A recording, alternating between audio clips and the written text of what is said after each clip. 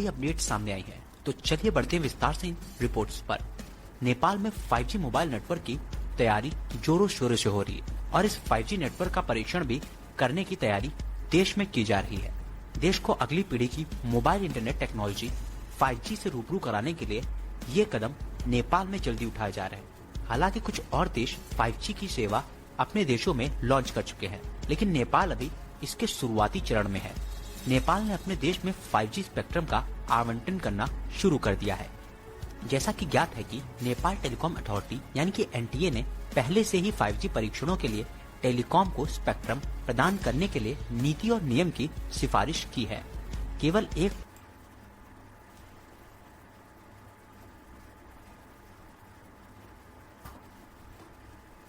Nepal telecom विश्वका हरेक देशहरू 5G नेटवर्क चलाउन सुरु गरिसकेका छन् अनि हाम्रो देशमा अहिले भर्खर मात्रै 5G नेटवर्क सञ्चालनमा ल्याउने बहस र विशेष सुरुवात हुँदैछ। अनि हाम्रो देश गरिबी, कमजोरी, राजनीति, विज्ञान र विभिन्न किसिमका बाधा अर्चना र 10% जनयुद्धदेखि लिएर अहिले भएका विभिन्न किसिमका द्वन्द, विभिन्न किसिमका आतंकित जुन व्यवहारहरू, जुन आन्दोलनहरू छन्, जुन कोरोनाको कारण छ, त्यसले गर्दा हाम्रो देश धेरै पछि छ अहिले पनि। र 5G नेटवर्क अब नेपालमा चाँडै नै लागू हुनेछ भन्ने विश्वास हामीहरूले पक्कै पनि गर्न सक्नेछौँ। परीक्षण टेस्टिंग के तौर पर टेलीकॉम के लिए 5G फ्रीक्वेंसी स्पेक्ट्रम फ्री में दिया गया है और इसके लिए अभी कोई चार्ज भी नहीं पड़ेगा, क्योंकि ये सिर्फ टेस्टिंग फेज में है।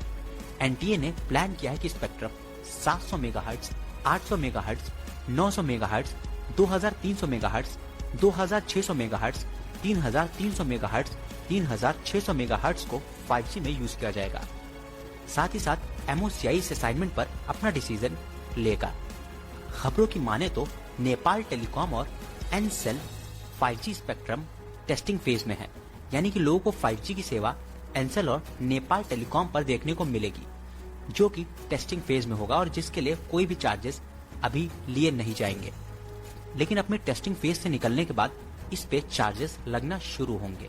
आपको बता दें कि नेपाल टेलीकॉम ने ऑलरेडी अपने एग्रीमेंट 4G सप्लायर से कर लिए हैं कि वो 5G इक्विपमेंट को रोल आउट करे मेजर सिटीज में, जिससे कि 5G की टेस्टिंग के बाद इसको तुरंत नेपाल में इम्प्लीमेंट किया जाए।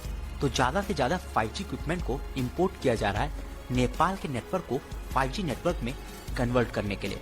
तो उसके बाद नेपाल की मोबाइल इंटरनेट स्पीड और भी ज्यादा बढ़िया देखने को मिलेगी।